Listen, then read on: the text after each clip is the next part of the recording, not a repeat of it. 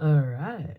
Welcome back, Misfits and Underdogs. We're into chapter 7 of The Outsiders. Let's get into it. Now there were three of us sitting in the waiting room, waiting to hear how Dolly and Johnny were. Then the reporters and the police came. They asked too many questions too fast and got me mixed up. If you want to know the truth, I wasn't feeling real good in the first place. Kind of sick, really. And I'm scared of policemen anyway. The reporters fired one question right after another at me and got me so confused I didn't know what was coming off. Derry finally told them I wasn't in any shape to be yelled at so much, and they slowed down a little. Derry's kind of big. Soda Pop kept them in stitches. He'd grab one guy's press hat and another's camera and walk around interviewing the nurses and mimicking TV reporters. He tried to fit a policeman's gun, or he tried to lift a policeman's gun and grinned so crazily when he was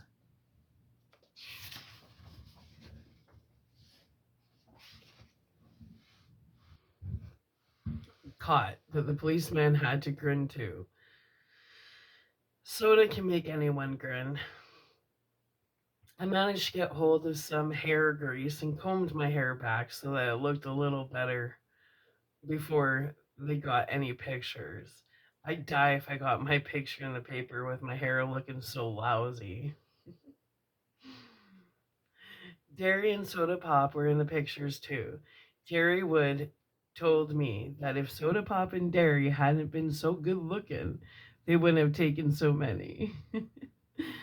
That was public appeal, he said. Soda was really getting a kick out of all this. I guess he would have enjoyed it more if it hadn't been so serious. But he couldn't resist anything that caused that much excitement. I swear, sometimes he reminds me of a colt, a long-legged Palomino colt that has to get his nose into everything. The reporter stared at him admiringly. I told you he looks like a movie star, and he kind of radiates. Finally, even Soda Pop got tired of the reporters. He gets bored with the same old thing time after time, and stretching out on the long bench, he put his head in Derry's lap and went to sleep. I guess both of them were tired. It was late at night, and I knew they hadn't had much sleep during the week. Even while I was answering questions, I remembered that it had been only a few hours since I was sleeping off a cigarette in the corner of the church. Already it was an unreal dream, and yet, at the time, I couldn't have imagined any other world. Finally, the reporters started to leave, along with the police. One of them turned and asked, "What would you do right now if you could do anything you wanted?" I looked at him tiredly. Take a bath. They thought that was pretty funny, but I meant it. I felt lousy. The hospital got real quiet after they left. The only noise was the nurse's soft footsteps and Soda's light breathing. Daria looked down at him and grinned half heartedly. He didn't get much sleep this week, he said softly. He hardly slept at all. Soda said drowsingly. You didn't either. The nurses wouldn't tell us anything about Johnny and Dally, so Derry got a hold of the doctor. The doctor told us that he would talk only to the family, but Derry finally got it through the guy's head that we were about as much family as Dally and Johnny had. Dolly would be okay after 2 or 3 days in the hospital, he said. One arm was badly burned and would be scarred for the rest of his life, but he would have full use of it in a couple of weeks. Dolly'll be okay, I thought. Dallas is always okay. He could take anything. It was Johnny I was worried about. He was in critical condition. His back had been broken when that piece of timber fell on him. He was in severe shock and suffering from third-degree burns. They were doing everything they could to ease the pain, although since his back was broken, he couldn't even feel the burns below his waist. He kept calling for Dallas and Ponyboy. If he lived, if? Please no, I thought. Please no, if. The blood was draining from my face, and Derry put an arm across my shoulder and squeezed hard. Even if he lived, he'd be crippled for the rest of his life. You wanted it straight, and you got it straight, the doctor said. Now go home and get some rest. I was trembling. A pain was growing in my throat, and I wanted to cry. But greasers don't cry in front of strangers.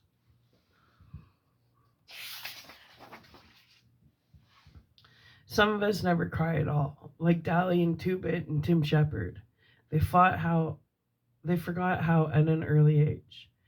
Johnny crippled for life? I'm dreaming, I thought in panic. I'm dreaming. I'll wake up at home or in the church and everything will be like it used to be.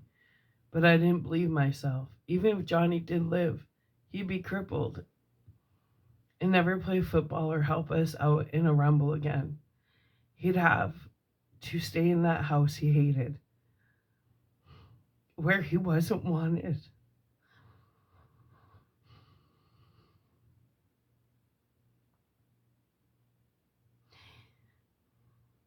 And things could never be like they used to be.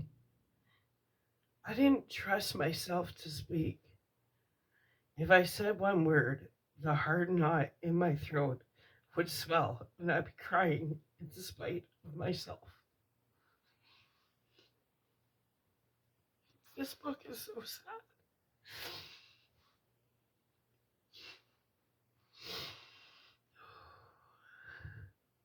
I took a deep breath and kept my mouth shut.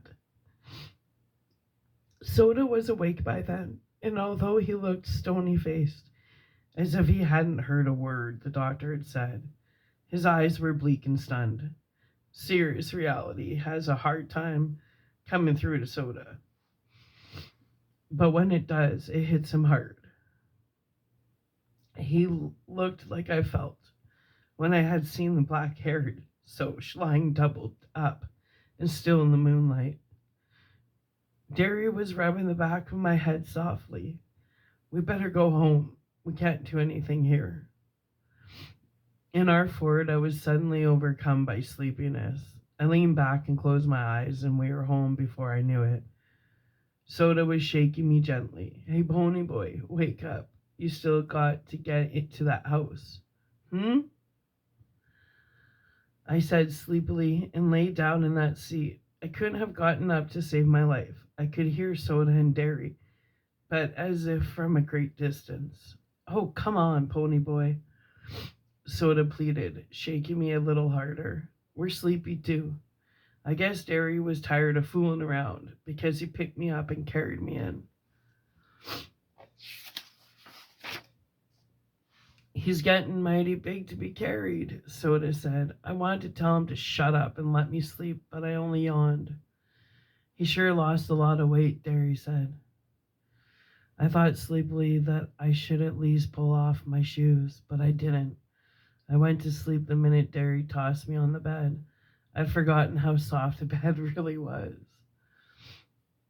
I was the first one up the next morning. Soda must have pulled my shoes and shirt off for me. I was still wearing my jeans. He must have been too sleepy to undress himself, though. He lay stretched out beside me, fully clothed. I wiggled out from under his arm and pulled the blanket up over him, then went to take a shower. Asleep? He looked a lot younger than going on 17. But I had noticed that Johnny looked younger when he was asleep, too, so I figured everyone did. Maybe people are younger when they are asleep.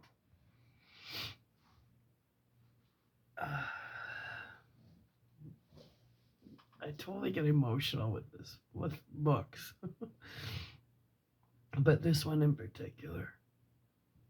These are some pretty solid friends, Anyway, after my shower, I put on some clean clothes and spent 5 minutes or so hunting for a hint of beard on my face and mourning over my hair. That bum haircut made my ears stick out. Derry was still asleep when I went into the kitchen to fix breakfast. The first one up has to fix breakfast, and the other two do the dishes. That's the rule around our house. And usually it's Derry who fixes breakfast, and me and Soda who are left with the dishes. I hunted through the icebox and found some eggs. We all like our eggs done differently. I like them hard. Derry likes them in a bacon and tomato sandwich. And Soda Pop eats him with grape jelly. Grape jelly. Weird. And three of us like chocolate cake for breakfast. Mom had never allowed it with ham and eggs, but Derry let Soda and me talk him into it. We really didn't have to twist his arm. Derry loves chocolate cake as much as we do. Soda Pop always makes sure that there's some in the icebox every night. And if there isn't, he cooks one up real quick. I like Derry's cakes. Soda Pop always puts too much sugar in the icing. I don't see how he stands jelly and eggs and chocolate cake all at once, but he seems to like it. Derry drinks black coffee, and Soda Pop and I drink chocolate milk. We could have we could have coffee if we wanted it, but we like chocolate milk, and all three of us are crazy about chocolate stuff. Soda says if they ever make a chocolate cigarette, I'll have it made. Anybody home? A familiar voice called through the front screen, and Two Bit and Steve came in. We always just stick our heads into each other's houses and holler, "Hey!" and walk in. Our front door is always unlocked in case one of the boys is hacked off at his parents' and needs a place to lay over and cool off. We never could tell who we'd find stretched out on the sofa in the morning. It was usually Steve, whose father told him about once a week to get out and never come back. It kind of bugs Steve, even if his old man does give him $5 or $6 the next day to make up for it. Or it might be Dolly, who lived anywhere he could. Once we even found Tim Shepard, leader of the Shepard gang, and far from his own turf, reading the morning paper in the armchair. He merely looked up and said, "Hi," and strolled out without staying for breakfast. Two Bit's mother warned us about burglars, but Derry, flexing his muscles so that they bulged like oversized baseballs,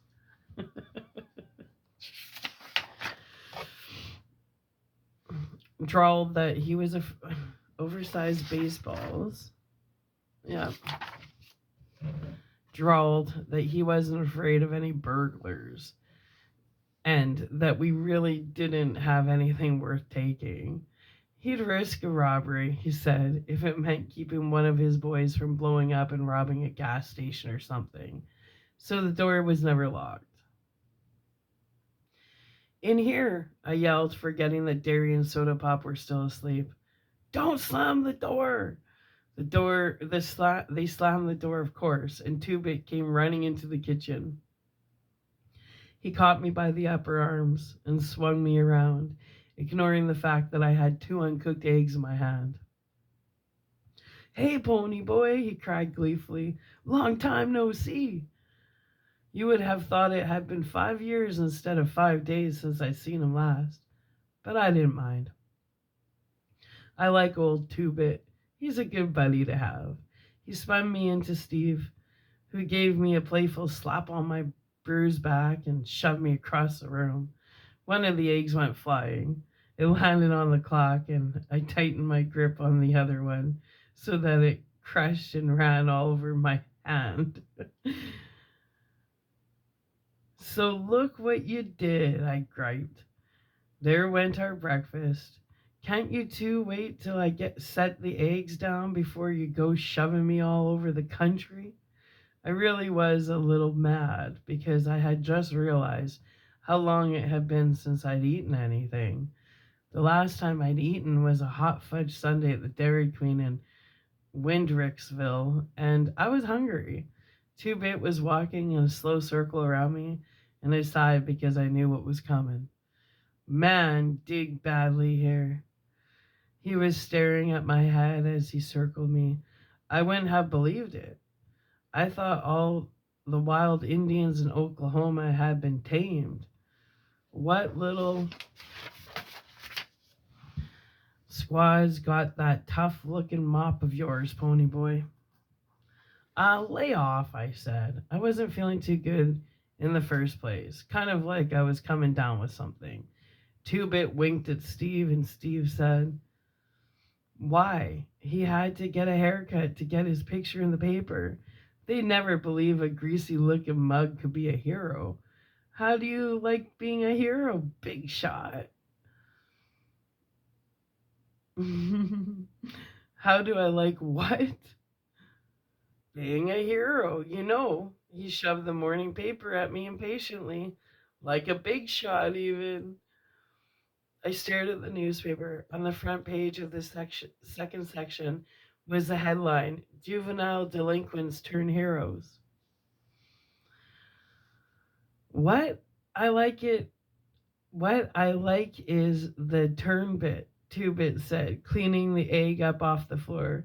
You all were heroes from the beginning. You just didn't turn all of the sudden. I hardly heard him. I was reading the paper. That whole page was covered with stories about us. The fight, the murder, the church burning, the Sochies being drunk, everything. My picture was there with Derry and Soda Pop. The article told how Johnny and I had risked our lives saving those little kids. And there was a comment from one of the parents who said that they would all have burned to death if it hadn't been for us. It told the whole story of our fight with the Sochies, only that they didn't say Sochies, because most grown ups don't know about the battles that go on between us. They had interviewed Sherry Valance, and she said Bob and had been drunk and that the boys had been looking for a fight when they took her home. Bob had told her he'd fix us for picking up his girl. His buddy Randy Anderson, who had helped jump us, also said it was their fault and that we'd only fought back in self defense. But they were charging Johnny with manslaughter. Then I discovered that I was supposed to appear at juvenile court for running away, and Johnny was too, if he recovered. Not if, I thought again. Why do they keep saying if? For once, there weren't any charges against Dally, and I knew he'd be mad because the paper made him out a hero for saving Johnny and didn't say much about his police record, which he was kind of proud of. He'd kill those reporters if he got hold of them. There was another column about just Derry and Soda and me. How Derry worked on two jobs at once and made good at both of them, and about his outstanding record at school. It mentioned Soda Pop dropping out of school so we could stay together, and that I made the honor roll at school all the time and might be a future track star. Oh, yeah, I forgot. I'm on the A squad track team, the youngest one. I'm a good runner. Then it said we shouldn't be separated after we had worked so hard to stay together. The meaning of that last line finally hit me. You mean, I swallowed hard, that they're thinking about putting me and Soda in a boys' home or something? Steve was carefully combing back his hair in complicated swirls. Something like that. I sat down in a daze. We couldn't get hauled off now, not after me and Derry had finally got through to each other. And now that big rumble was coming up, and we would settle this Sochi greaser thing once and for all. Not now, when Johnny needed us and Dally was still in the hospital and wouldn't be out for the rumble. No, I said out loud, and Two Bit, who was scraping the egg off the clock, turned to stare at me.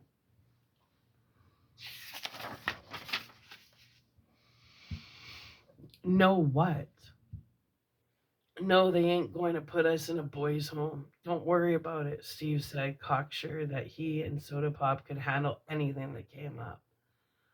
They don't do things like that to heroes.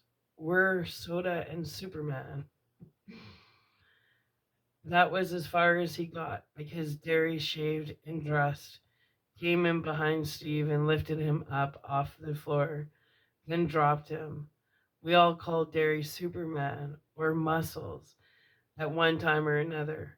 But one time, Steve made the mistake of referring to him as all brawn and no brain, and Derry almost shattered Steve's jaw. Steve didn't call him that again, but Derry never forgot him. Derry has never really gotten over not going to college. That was the only time I ever seen Soda mad at Steve. Although Soda attaches no importance to education, school board him, no action. Soda came running in. Where's that blue shirt I washed yesterday? He took a swig of chocolate milk out of the container. Hate to tell you, buddy, Steve said. Still flat on the floor, but you have to wear clothes to work. That's a law or something. Oh, yeah, Soda said. Where's those wheat jeans, too? I ironed. They're in my closet, there, he said. Hurry up, you're going to be late. Soda ran back, muttering, I'm hurrying. So Steve followed him, and in a second there was the general racket of a pillow fight. I absent-mindedly watched Derry as he searched the icebox for chocolate cake.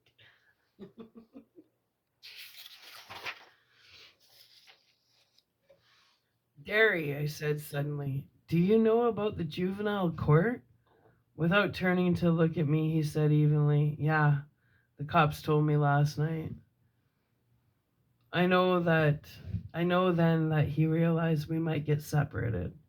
I didn't want to worry him anymore, but I said, I had one of those dreams last night, the one I can't ever remember. Derry spun around to face me, genuine fear on his face. What? I had a nightmare the night of Mom and Dad's funeral.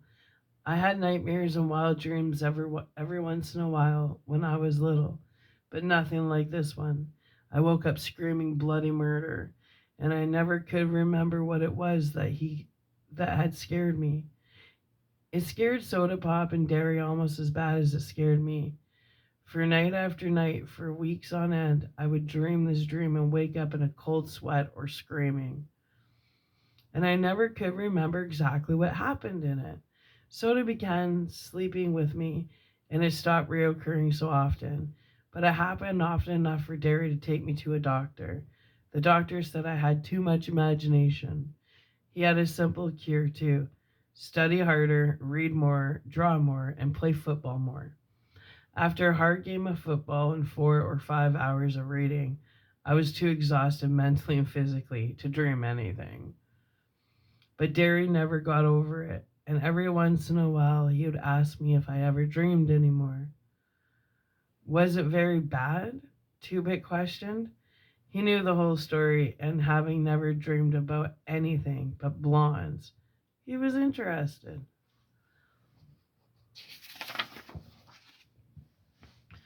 No, I lied. I had awakened in a cold sweat and shivering, but Soda was dead to the world. I had just wiggled closer to him and stayed awake for a couple hours, trembling under his arm.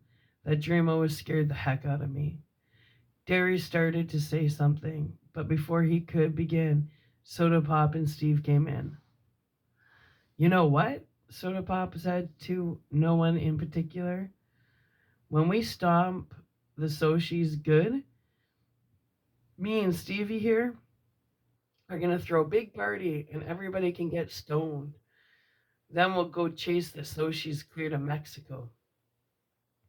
Where you gonna get the dough, little man? Derry had found the cake and was handing out pieces. I want chocolate cake. I'll think of something, Soda Pop assured him between bites. You going to take Sandy to the party? I asked, just to be saying something. Instant silence. I looked around. What's the deal? Soda Pop was staring at his feet, but his ears were reddening. No, she went to live with her grandmother in Florida. How come? Look, Steve said, surprisingly angry. Does he have to draw you a picture? It was either that or get married. and her parents almost hit the roof at the idea of her marrying a 16-year-old kid. 17, Soda said softly. I'll be 17 in a couple of weeks. Oh, I said, embarrassed. Soda was no innocent. I had been in on bull sessions and his bragging was as loud as anyone's. But never about Sandy. Not ever about Sandy. I remembered how her blue eyes had glowed when she looked at him, and I was sorry for her. There was a heavy silence. Then Derry said, We better get on to work, Pepsi Cola.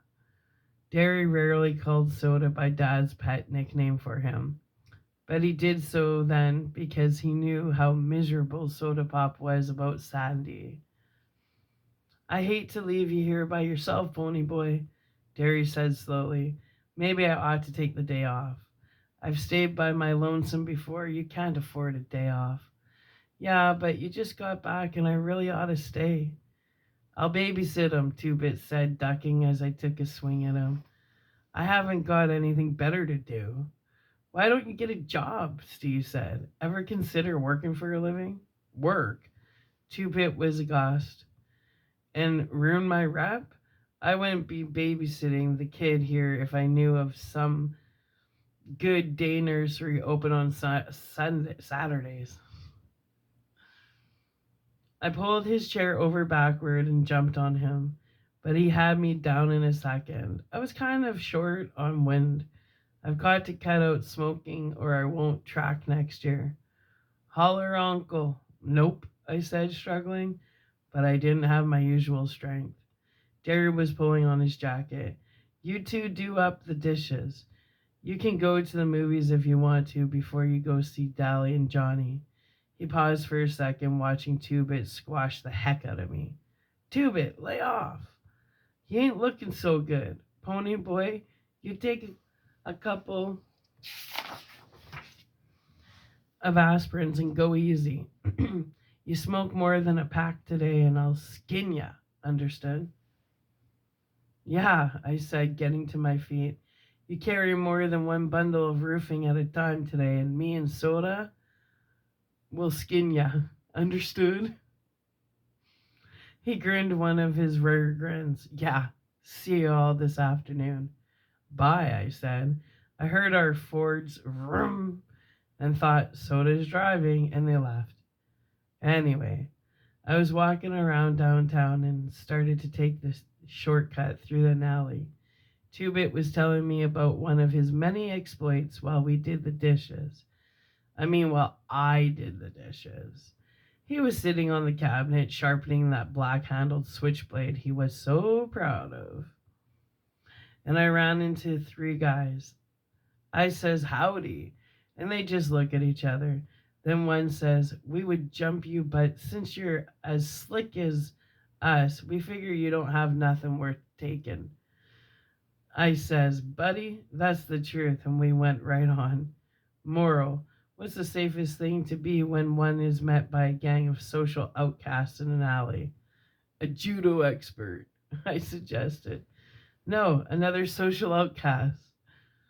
Two-Bit yelped and nearly fell off the cabinet from laughing so hard. I had to grin too.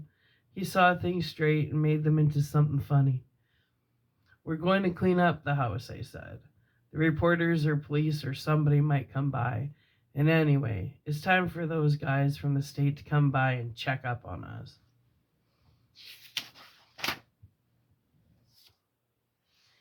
This house ain't messy. You ought to see my house. I have, and if you had the sense of a billy goat, you'd try to help around your place instead of bumming around here.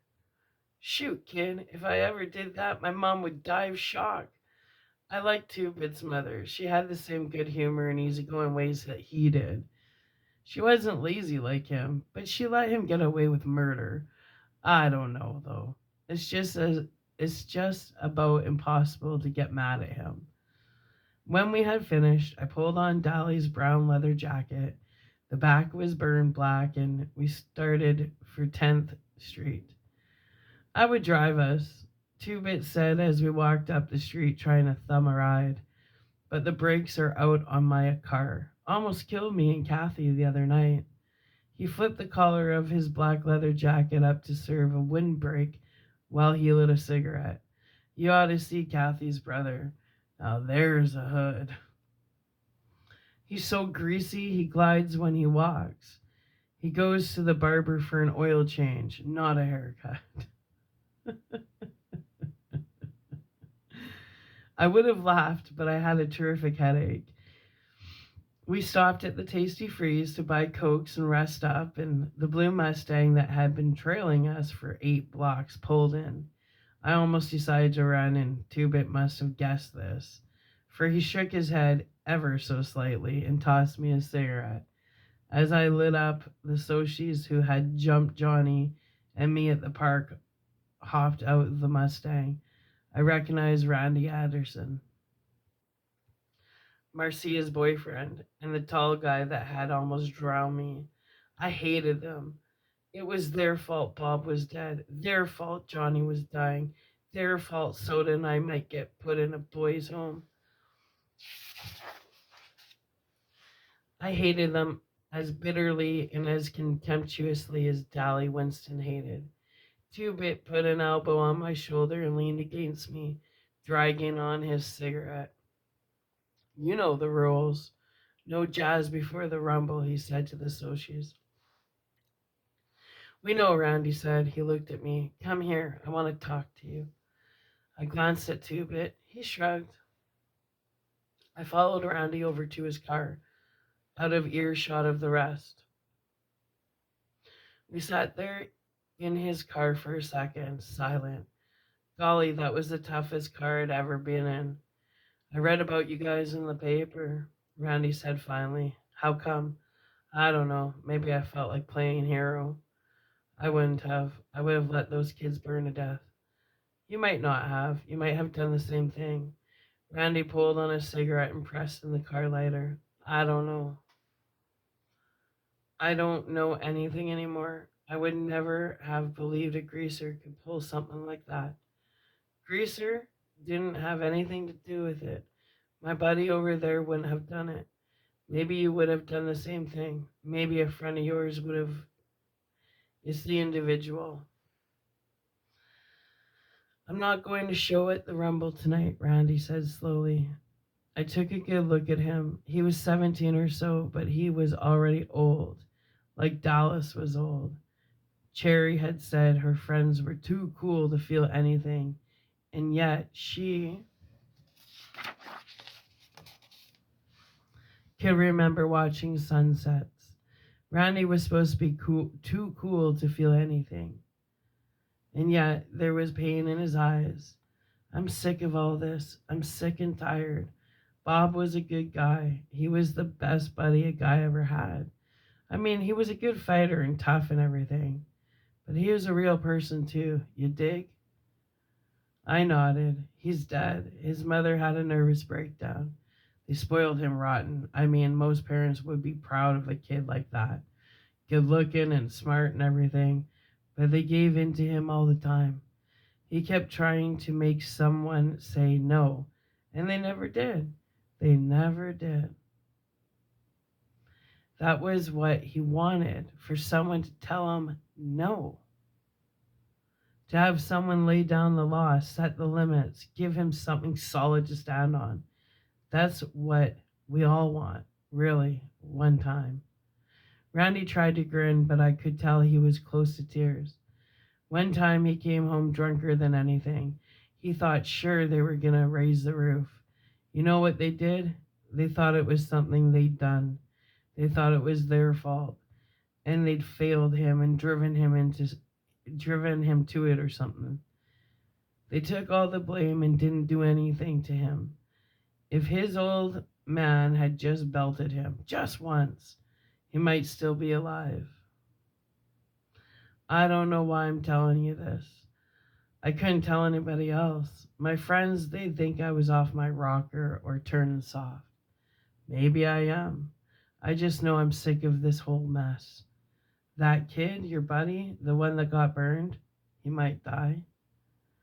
Yeah, I said, trying not to think about Johnny. And tonight, people get hurt in rumbles, maybe killed. I'm sick of it because it doesn't do any good. You can't win. You know that, don't you? And when I remained silent, he went on, you can't win. Even if you whip us, you'll still be where you were before, at the bottom. And we'll still be the lucky ones with all the breaks. So it doesn't do any good. The fighting and the killing doesn't prove a thing. We'll forget it if you win and if you don't. Greasers will still be greasers and Soshis will still be Soshis. Sometimes I think it's the ones in the middle that are really the lucky stiffs. He took a deep breath. So I would fight if I thought it'd do any good. I think I'm going to leave town, take my little old Mustang and all the dough I can carry and get out. Running away won't help. Oh, yeah, I know it, Randy half sobbed. But what can I do? I'm marked chicken if I punk out at the Rumble, and I'd hate myself if I didn't. I don't know what to do.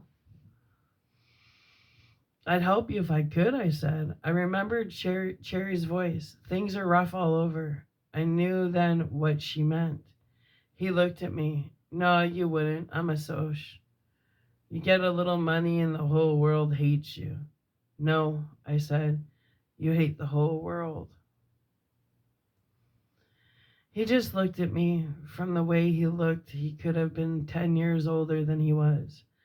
I got out of the car. You would have saved those kids if you had been there, I said. You'd have saved them the same as we did. Thanks, Grace, he said, trying to grin.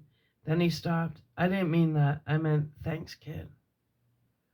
My name is Pony Boy, I said. Nice talking to you, Randy.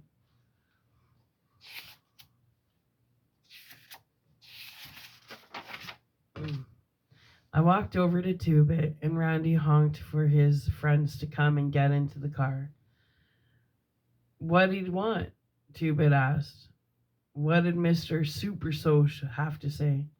He ain't a Soch, I said. He's just a guy. He just wanted to talk. You want to see a movie before we go see Johnny and Dolly? No, I said, lighting up another weed. I still had a headache, but I felt better. Socies were just guys after all. Things were rough all over, but it was better that way. That way, you could tell the other guy was human too. Oh, I got emotional, and I'm just gonna cry and cry more and more because it just gets more emotional. So just spare me. All right, we're gonna upload this one, and then um, we're gonna head into chapter 8. Yeah, I'm gonna do another chapter because I'm getting right ass into this, and I think we're hitting 6 something a.m. All right, I love you. Come back for chapter 8. It's a fantastic book. And whether you're a greaser or Sochi, you can relate to this book. If you're breathing, you can relate to this book. All right. I love ya. Let's get into it.